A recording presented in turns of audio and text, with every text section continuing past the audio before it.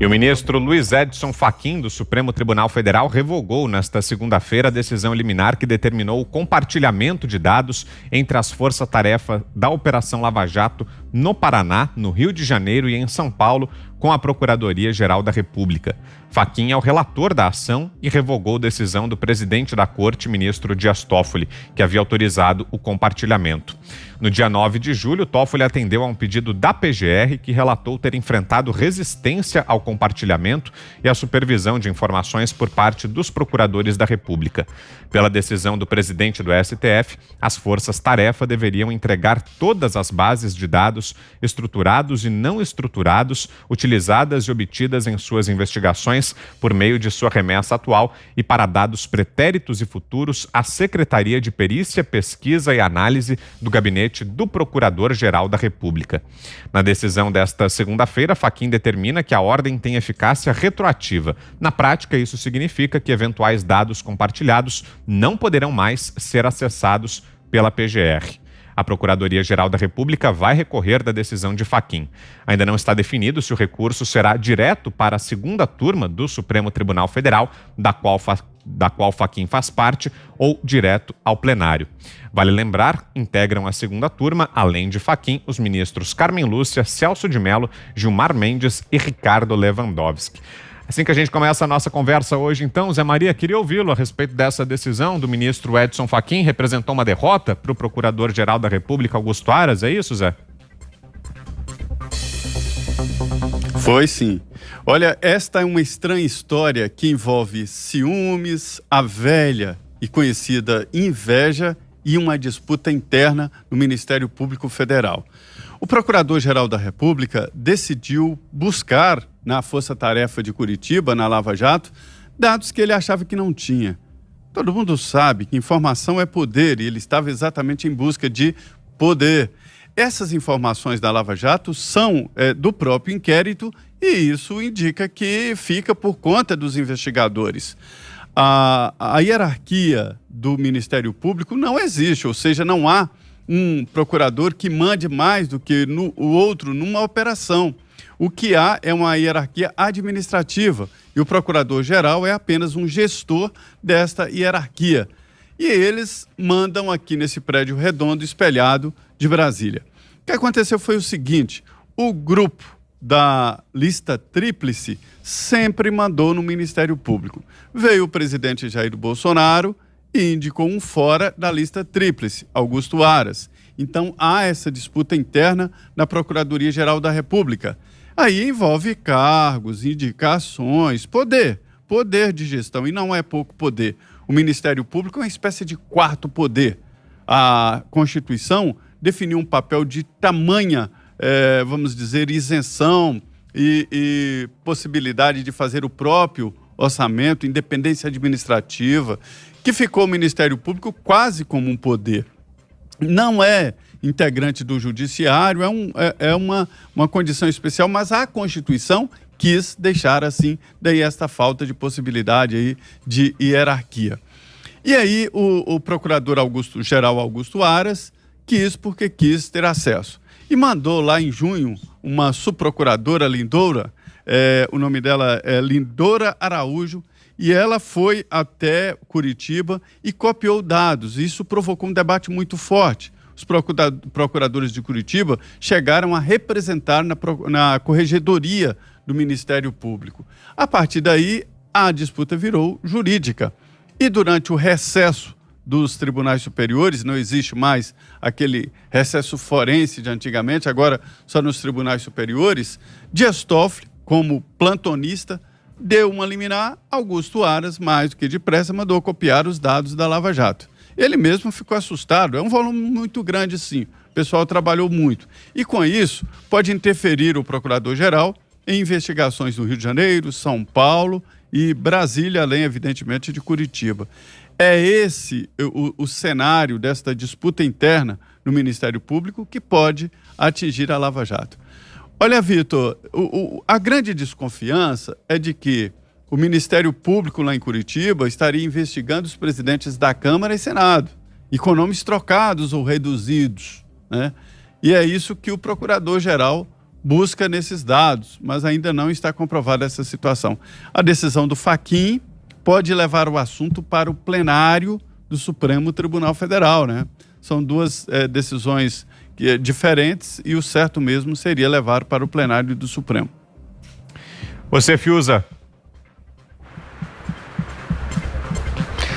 O Augusto Aras assumiu uma posição política contra a Operação Lava Jato, né? Não tem meias palavras, né? Quem acompanha aqui a gente sabe que estivemos aí até agora observando, né, a conduta do Procurador-Geral. Ele, inclusive, afiançou os inquéritos altamente controversos, né, que foram instalados pelo Supremo Tribunal Federal, que atingem, na verdade, são inquéritos que são uma guerra política contra o presidente da República. O Procurador-Geral afiançou, o Ministério Público entrou, de alguma maneira legitimou. Foi entendido aí por uma parte dos observadores como uma maneira de acompanhar, etc. Mas, na verdade, o Procurador-Geral, o Ministério Público Federal, poderia muito bem não ter legitimado esses inquéritos, que são inquéritos altamente controversos, estou sendo bonzinho, né? São inquéritos aberrativos, são inquéritos persecutórios. Então, essa questão já colocava aí uma possível cisão ou não concordância, né, entre o Procurador-Geral e o Presidente da República, né? E agora vem esse comício do Augusto Aras contra a Operação Lava Jato. Então não se trata nesse momento, né, quer dizer, acho que não dá, e até o presidente Bolsonaro fez, né, nós vamos falar disso aqui, ele fez postagens para falar sobre o combate à corrupção pelo governo federal, ele fala do Ministério da Justiça, etc., numa de dizer que não está num acordo com o Augusto Aras contra a Lava Jato, né? Pelo menos eu entendi dessa forma. Mas o pronunciamento do Augusto Aras num debate, falando para uma série de advogados, né, que são, né, a maioria ali eram advogados de réus da Operação Lava Jato. O tom usado pelo Augusto Aras foi um tom assim, eu vou te dizer, Vitor, que se ele quisesse começar a minar a Operação Lava Jato, né, vamos supor isso aí, né, ele tem um plano de enfraquecer. Então a estratégia dele foi totalmente equivocada, porque ele chamou a atenção de todo mundo e se ele não fizer uma revisão do que ele falou, ele não fez até aqui, lavajatismo, vamos voltar ao bom e velho combate à corrupção, o que parece uma piada pronta, né? Se isso fosse um esquete de humor, você não ia nem rir de tão óbvio, né? Quer dizer, o bom e velho combate à corrupção. E tudo isso feito de uma maneira, por parte do Augusto Aras, né? De uma maneira inflamada, de uma maneira beligerante, com essa premissa aí que agora está sendo revista, de que precisa compartilhar os dados da Procuradoria em Curitiba. Olha onde ele está falando, porque o Ministério Público tem aqui e ali excessos, né? Tem procuradores que ao longo dos anos agiram muito ali, buscando manchetes, com inquéritos sem consequência. Isso poderia ser uma questão, mas o Augusto Aras foi contra exatamente o local, a capital da eficiência no combate à corrupção, que é o Ministério Público em Curitiba. E, evidentemente, que essa ideia, vou compartilhar para ver se, para aprimoramento da instituição, não tem como. O que ele vai fazer de posse desses dados? Ele vai chegar lá no procurador e dizer não vai por aqui, vai por ali, para essa investigação, né? Quer dizer, de forma, se a gente pensar que a ação, que a intenção dele é aprimoramento institucional, isso é inócuo. A não ser que ele quisesse essas informações, e aí é claro que isso é uma hipótese, mas, né, alguém que se coloca contra a Operação Lava Jato, que é historicamente o maior avanço legal brasileiro contra a corrupção, o único uso que poderia haver seria avisar, né, ele ter os dados para avisar os alvos dessas investigações, o que aí seria uma tragédia. Eu nem quero levar a sério essa hipótese, mas não consigo enxergar nenhuma outra nesse momento.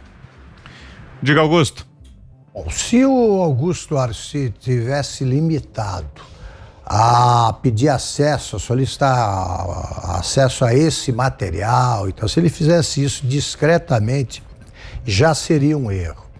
Ele não só fez essa reivindicação pública, exigência, como fez o discurso contra a Lava Jato. Se você pega a essência do que diz uma Gleisi Hoffmann ou um Lula e compara com o que disse o procurador-geral, é a mesma coisa.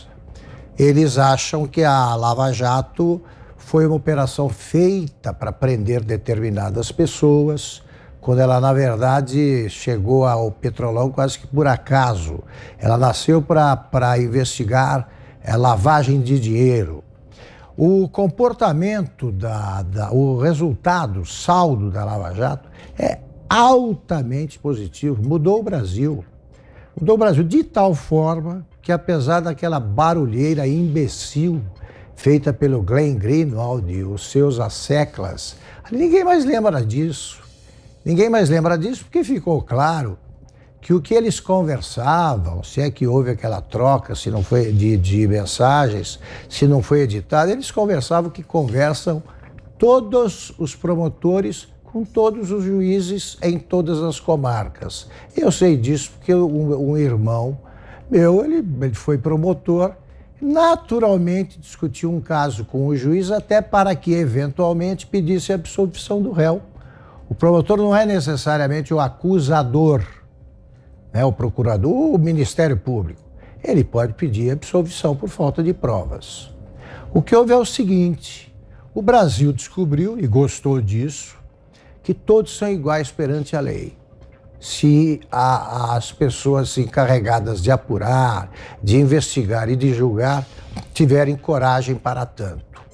Ao se manifestar contra a Lava Jato, o Augusto Aras ofendeu não só a inteligência do povo brasileiro, como ele bajulou ladrões, ofendeu o Ministério Público, que ele é teoricamente o chefe, ele ofendeu a Justiça Federal. Sérgio Moro não foi o único juiz da Lava Jato. São dezenas, centenas de sentenças não contestadas em nenhuma outra instância, tomadas por diferentes juízes. E ofendeu a Polícia Federal, o Ministério Público e a Justiça Federal. Quem ele pensa que é? Ele chegou ao cargo ali pela porta dos fundos, fazendo uma campanha muito ambígua ali em vários setores e conseguindo furar essa lista que, como lembrou corretamente o Zé Maria, ela exerce uma hegemonia, turma da lista, que talvez não seja benfazeja, mas eles têm liderança. Essa turma tem liderança no Ministério Público, que passou a agir com independência depois da promulgação da última Constituição, que mudou o papel do Ministério Público, que é quase um poder independente. Então, o que fez o Augusto Aras foi se colocar ao lado dos bandidos. O discurso dele foi música para um advogado que até participava, lá o Cacai participava daquela live, sei lá qual é o nome desse negócio aí, eu sei que foi uma excrescência. Ele foi provocador, eu acho que agora colocou no devido lugar o Fachin, colocou as coisas em ordem, e quero ver o que vai fazer o Supremo. Porque é a primeira vez na vida que eu vejo um procurador se queixar do excesso de eficiência de procuradores.